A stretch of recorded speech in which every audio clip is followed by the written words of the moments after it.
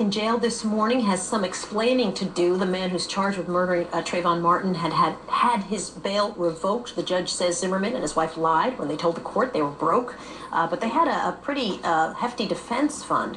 Earlier, the Martin family attorney said the ruling shows that Zimmerman can't be trusted. It focuses everybody's attention to George Zimmerman's credibility. And remember, his credibility is the main thing here because it is only his version of the facts that say Trayvon Martin attacked him. All the objective evidence suggests that he pursued and shot Trayvon Martin in the heart. And that is going to be a crucial issue. Credibility, credibility, credibility.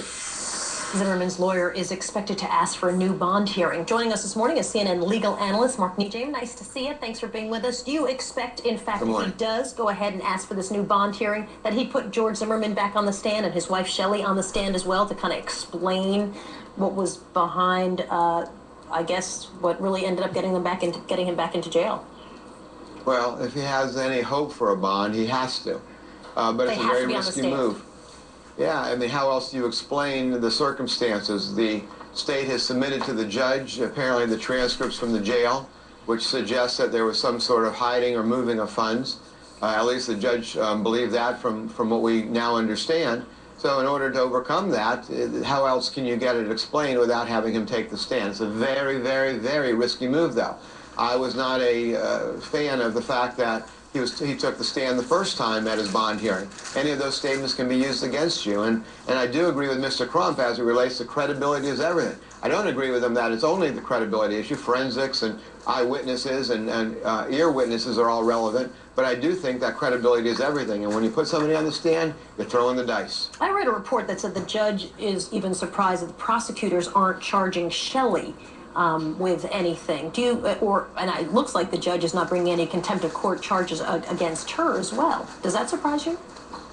Well, I think it's a little early right now. I doubt that the judge has made any communication with the prosecutors to suggest that, but I think clearly that's an option. But it will be up to, I mean, you've got a contempt of court, which the judge could consider, and you have criminal charges, which the state could consider. I'm not sure anybody wants to do all that. We remember another high-profile case, and the Anthony case, where there was a lot of discussion about would the state charge other people in that. And I think in this case, sometimes you just want to keep your eye on the ball and don't want to make it look like you're being retaliatory. However, this is a very aggressive prosecution team, and nothing that they're doing, they're not playing softball in this case. So it wouldn't surprise me if they are considering it. Whether strategically they think it's the best thing to do, that'll be the decision they make behind closed doors. So I know Will wants to ask you a question. Before we do that, I just want to read to everybody a transcript of the conversation that happened between George and his wife Shelley in jail, and then also sort of compare that to what happened a couple of days later at the April hearing, just so everybody understands where we are. So the transcript says, George says, "In my account, do I have at least 100? She says, "No." George says, "How close am I?" Shelley says, 860. George says, "Really? So total everything, how much are we looking at?" Shelley says, "Like 155. That's their call. And the word is, of course, when they say 155, it's $155,000. Then, just a couple of days later, at the hearing that took place on April 20th, she's asked, "You mentioned in terms of the ability for your husband to make a bond amount that you all had no money. Is that correct?" "To my knowledge, that's correct," she says. "Are you aware of the website?" She says, "I'm aware of the website." "How much money is in that website right now?" "Currently, I do not know," when clearly, if you take it off the transcript from the couple of days before, she knows exactly how much is in the account. Will, I know you wanted to jump in and ask. I wanted to ask Mark, I want to return to this issue of credibility. Can you tell us how this all plays out in a potential trial for George Zimmerman? This transcript even that Soledad just read, his bond hearing testimony, how does that play out? George Zimmerman gets on the stand essentially in his trial and is shown to be a liar by this evidence here, or his credibility questioned by this evidence here? Well, if I might, I think that the bigger issue, at least initially and preliminarily, will be the stand your ground hearing.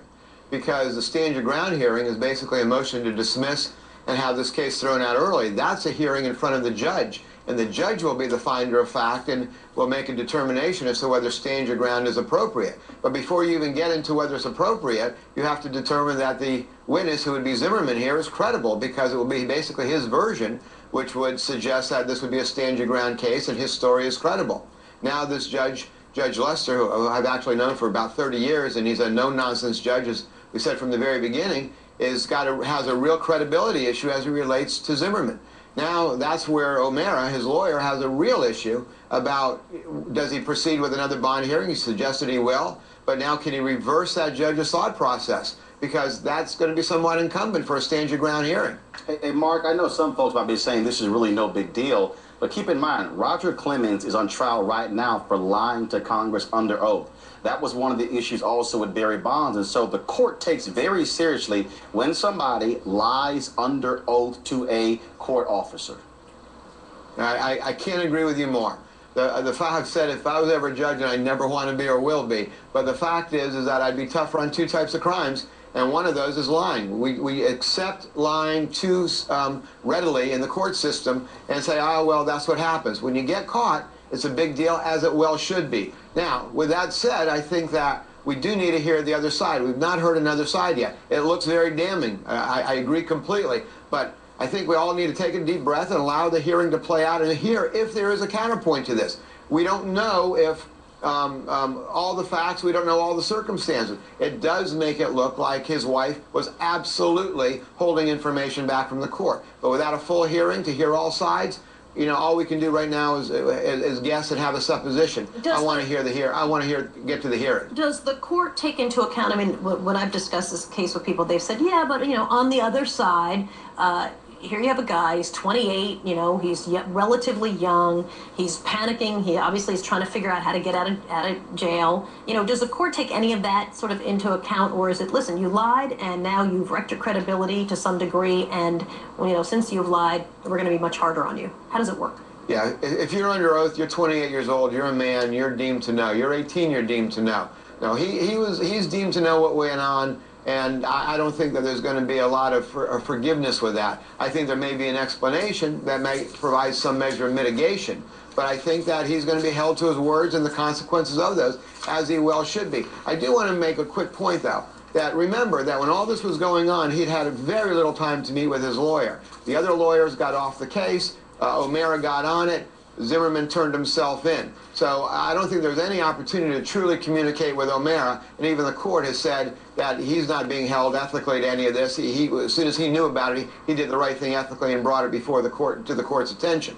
But there was really no time to meet with his counsel. And if there's any measure of mitigation that I'm hearing, it may be that he really was somewhat confused as far as who was in control and all that. Although the tape suggests that him and his wife believe that they were in control. Mark Dean, Jim, updating us. Thanks for being with us. We certainly appreciate it. Still ahead.